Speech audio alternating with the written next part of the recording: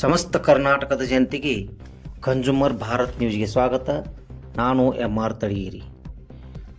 ಬಾಗಲಕೋಟೆ ಜಿಲ್ಲೆಯ ಮುಧೋಳ ತಾಲೂಕಿನ ಶಿರೋಳ ಗ್ರಾಮದಲ್ಲಿ ಇಂದು ದಿನಾಂಕ 18/1/2026ರಂದು CRO Karnataka state president doctor Raju Gasti ಅವರ ಹುಟ್ಟುಹಬ್ಬದ ಪ್ರಯುಕ್ತ ಫ್ರೆಂಡ್ಸ್ ಕ್ರಿಕೆಟ್ ಕ್ಲಬ್ ವತಿಯಿಂದ ಹಾಪಿಚ್ ಕ್ರಿಕೆಟ್ ಪಂದ್ಯಾವಳಿಗಳು, ಸೆಮಿಫೈನಲ್ ಮತ್ತು ಫೈನಲ್ ಪಂದ್ಯಾವಳಿಗಳನ್ನು ಹಮ್ಮಿಕೊಳ್ಳಲಾಗಿತ್ತು. ಈ ಫೈನಲ್ ಪಂದ್ಯಾವಳಿಯಲ್ಲಿ ಪ್ರಥಮ ಸ್ಥಾನ ಜೈ ಬಜರಂಗಿ ಬಾಯ್ಸ್ ತಂಡ, ದ್ವಿತೀಯ ಸ್ಥಾನ ರಾಯಲ್ಸ್ ತಂಡ, ತೃತೀಯ ಸ್ಥಾನ ಫ್ರೆಂಡ್ಸ್ CC, ಚತುರ್ಥ ಸ್ಥಾನ ಬ್ರದರ್ಸ್ ಗ್ರೂಪ್ ಜಯಗಳಿಸಿದ ಬೆನ್ನಲ್ಲೇ 4 ತಂಡದ ಓನರ್ಗಳಿಗೆ ಸನ್ಮಾನಿಸಿ ಗೌರವಿಸಲಾಯಿತು. ಸ್ಕೋರ್ ಸಂಗ್ರಹಗಾರರಾದ ತುಕಾರಾಮ್ ನಾವಲಿಗೆ ಅವರಿಗೆ ಮತ್ತು ಆಟಗಾರರಿಗೆ ಹುರಿದುಂಬಿಸಿ ಕಾಮೆಂಟ್ರಿ ಮಾಡಿದ ವಿಠ್ಠಲ್ ಹೊಸ್ಮನಿ ಅವರಿಗೆ, ಬೆಸ್ಟ್ ಬ್ಯಾಟ್ಮ್ಯಾನ್ ಸದ್ದಾಂ ಹೊರಟ್ಟಿ ಅವರಿಗೆ, man of the match Naveen Sangan ಅವರಿಗೆ, ಬೆಸ್ಟ್ ಬೌಲರ್ ಗಿರೀಶ್ ಹುದ್ದಾರ್ ಅವರಿಗೆ ಸನ್ಮಾನಿಸಿ ಗೌರವಿಸಲಾಯಿತು. ಈ ಸಂದರ್ಭದಲ್ಲಿ ಮಾತನಾಡಿದ ಮಾಜಿ ಆಟಗಾರರಾದ ಚೆನ್ನಯ್ಯ ಮಠಪತಿಯವರು, ನಮ್ಮ ಗ್ರಾಮದ ಪ್ರತಿಭೆಗಳಿಗೆ ಬೆಳಕಿಗೆ ಬರಬೇಕು.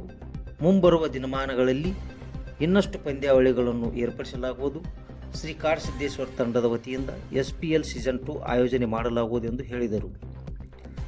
ಬ್ರದರ್ಸ್ ಗ್ರೂಪ್ನ ತಂಡದ ಸದಸ್ಯರಾದ ಮಲ್ಲು ಸತ್ನಾಯಕ್ ಅವರು ಜಯಗಳಿಸಿದ ತಂಡದ ಹೆಸರುಗಳನ್ನು ಘೋಷಿಸಿ CRO ಡಾಕ್ಟರ್ ರಾಜು ಗಸ್ತಿ ಅವರಿಗೆ ಹುಟ್ಟುಹಬ್ಬಕ್ಕೆ ಶುಭ ಕೋರಿದರು. ನೋಡ್ತಾ ಇರಿ ಸ್ಥಳೀಯ ಸುದ್ದಿ, ಮನೋರಂಜನೆ, ಕ್ರೀಡೆ, ಸಂಸ್ಕೃತಿ ಸುದ್ದಿಗಳಿಗೆ ಕನ್ಸ್ಯೂಮರ್ ಭಾರತ್ ನ್ಯೂಸ್. ನಮಸ್ಕಾರ.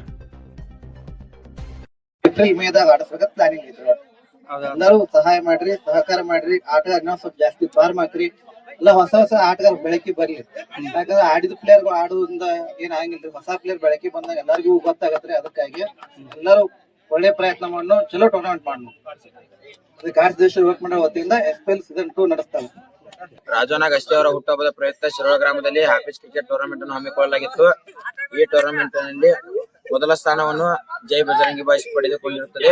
ಅದೇ ರೀತಿಯಾಗಿ ದ್ವಿತೀಯ ಸ್ಥಾನವನ್ನು ಶಿರೋಳ ರಾಯಲ್ಸ್ ತಂಡವು ಪಡೆದುಕೊಂಡಿರುತ್ತದೆ. ಅದೇ ರೀತಿಯಾಗಿ ತೃತೀಯ ಸ್ಥಾನವನ್ನು ಫ್ರೆಂಡ್ಸ್ CC ಅವರು ಪಡೆದುಕೊಂಡಿರುತ್ತಾರೆ. ಅದೇ ರೀತಿಯಾಗಿ ಚತುರ್ಥ ಸ್ಥಾನವನ್ನು ಬ್ರದರ್ಸ್ ಗ್ರೂಪ್ ಅವರು ಪಡೆದುಕೊಂಡಿರುತ್ತಾರೆ. ಈ ಟೂರ್ನಮೆಂಟ್ಗಳು ಉತ್ತಮ ರೀತಿಯಲ್ಲಿ ಮುಕ್ತಾಯಗೊಂಡು ಕೊನೆಯಲ್ಲಿ ಫೈನಲ್ ಹಂತವನ್ನು ತಲುಪಿ ಬಹುಮಾನ ವಿತರಣೆ ಕಾರ್ಯಕ್ರಮಗಳು ಮುಕ್ತಾಯಗೊಂಡಿವೆ. ಇದೇ ರೀತಿಯಾಗಿ ಮುಂದುವರೆದು ಶಿರೋಳ ಗ್ರಾಮದಲ್ಲಿ ಹಲವಾರು ಕ್ರೀಡಾಪಟುಗಳು ಬೆಳೆಯಲಿ ಮತ್ತು ಶಿರೋಳ ಗ್ರಾಮದಲ್ಲಿ ಅದೇ ರೀತಿಯಾಗಿ ಇಂತಹ ಟೂರ್ನಮೆಂಟ್ಗಳು ಮತ್ತೆ ನಡೆಯಲೆಂದು